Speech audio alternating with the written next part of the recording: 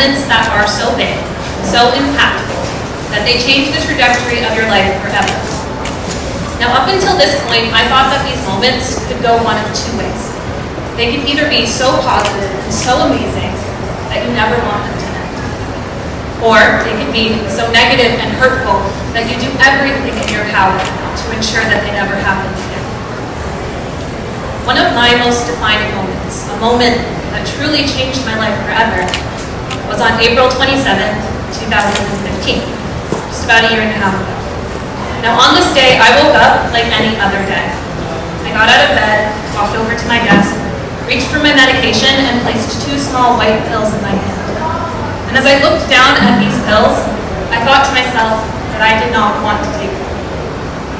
I put them down and began to brush my hair, and as I watched strand after strand of hair fall from my head to the floor, I looked at those 2 pills, knowing that they were doing this to me. And again, I did not want to take them. And as I looked at my reflection in the mirror, hating every second of it, I watched myself reach for that glass of water, reach for those 2 pills, and take them. Not because I wanted to, but because I had to. Because they were my medication. And you are told that when I went through CAT scans, MRIs, spinal taps, and dozens of doctors I didn't know looking in the back of my eye, and no one would tell me anything. Finally, after hours, a man came towards me and said, "I'm sorry, Ms. Pinelli, but you have been diagnosed." I received 2 diagnoses that day. One of them was sinus venous thrombosis, or blood clots in my brain. I had a halo of them in the veins in my brain that surrounded my skull. I didn't think this was a very big deal until the doctor stood there so seriously and said, "Be very, very careful. If you get up too fast, if you hit your head, if you happen to trip and fall, one of these could rupture and there's nothing we can do to save you." The other diagnosis I received that day is called idiopathic intracranial hypertension, which is a bunch of medical jargon that I didn't understand. But what it means is my body makes too much spinal fluid, putting pressure on the back of my eyes and causing me to lose my vision each day. I asked the doctor how common this was and what caused it. He said that I was the first case he had ever seen and that he didn't think he'd ever see one again. And that he had no idea what caused it. All he could tell me is that the only cases that have been found were in women in their early 20s who are on birth control and overweight. This meant I could never take birth control again, which wasn't a big deal, but the overweight part, that really hurt. This was the first time that my weight had really affected my health. I found myself sitting in front of a neurologist who called me obese. Obese is a word that you only need to hear once to have it make an impact, and this woman said it a solid 19 times in what felt like 5 minutes. And as I sat in the car on the ride home crying to myself, I vowed that I would never be considered obese again. This was in 2012. On April 27th, 2015, as I stared into that mirror, a 278-pound person stared back at me.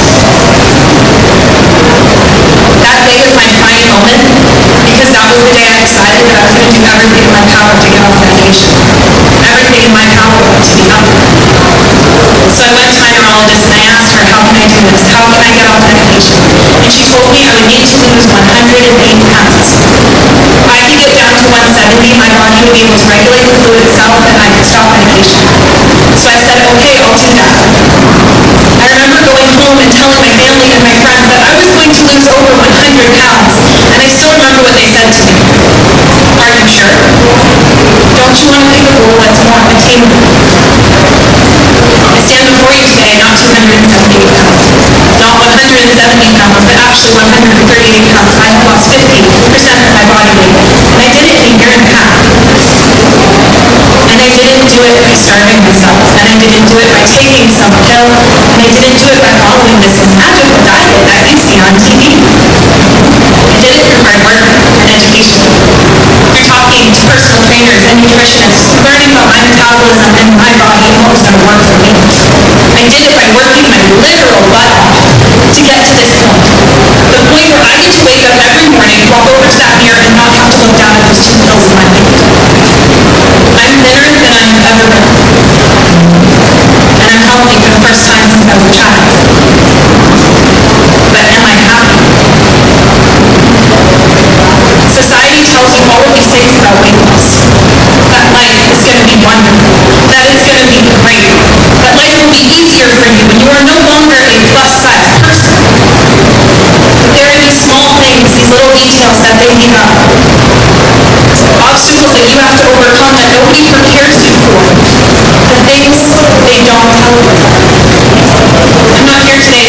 inspiration who lost a bunch of weight is going to tell you how you can do the same.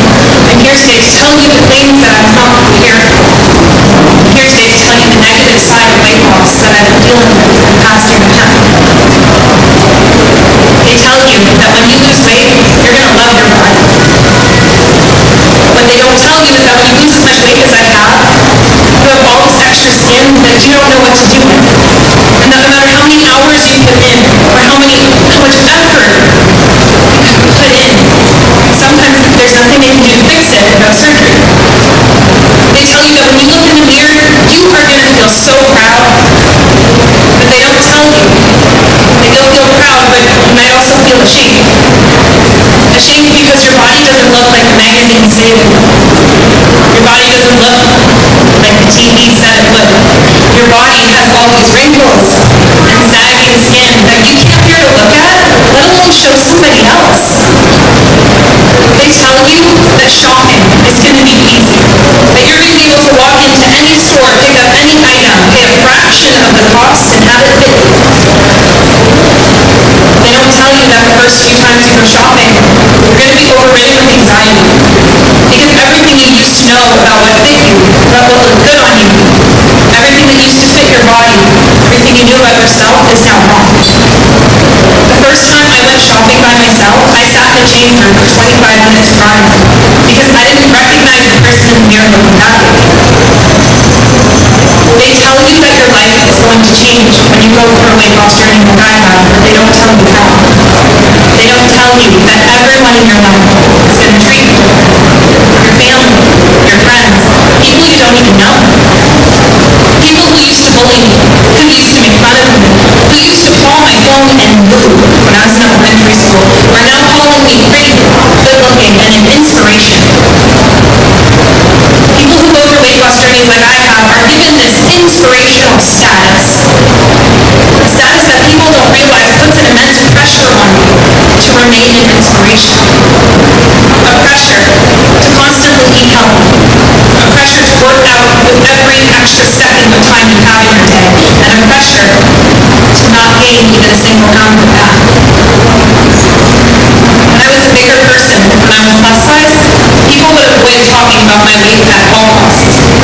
They would talk to me about my thoughts, my opinions, my beliefs, anything to avoid talking about my waist size. Now people ask me, what do you eat every day? What's your workout plan? Did you take a pill? How can I do that? Can you help me? I've become a fitness expert. I've gone from being Alicia the person to Alicia the inspiration. I've gone from having a private life to a life that everyone feels entitled to know. And I never asked for that. But don't get me wrong, losing weight is one of the best things that ever happened to me. Because I'm no longer on medication. My goal is to get healthy, to be able to wake up every day and not have to stare down at those 2 little white pills in my hand. And I no longer have to. What I do have to do is wake up every day, walk over to that mirror, and not recognize the person looking back at me. I have to go out into a world where people are constantly asking me questions about my personal life and treating me like I'm some kind of expert. And I have to stand on a scale every morning and see a number that doesn't reflect the vision that I see of myself. People constantly tell me that I've lost weight, that I look thin, that I look green and happy. But when I look in the mirror, I still see a 270-pound person. And that's something that I'm dealing with every single day. Now, I'm not telling you that losing weight is a negative thing, nor am I saying that you shouldn't applaud the people who have gone through these journeys and accomplished these goals. Because it really is something to be proud of, and trust me, I am so proud. But what I'm saying is that sometimes these so-called inspirations might be going through more than meets the eye. That the pressures that society places on people that go through these journeys might cause them to feel the need to hide the struggles and barriers that they have to overcome. I am dealing with more struggles now than I ever did when I was a sick, plus-sized person. Physically, mentally, emotionally.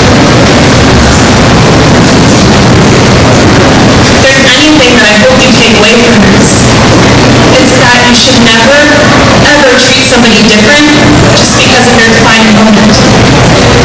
that is all it is. It's a moment. A moment that changes their life.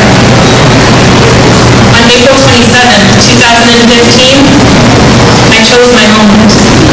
I chose to lose weight. I chose to get healthy, and I've done that. Whether that moment is a positive or a negative or somewhere in between, I'm not really sure. But I know my next journey is going to be to find out. So I really want to wish everyone luck on your own defining moment.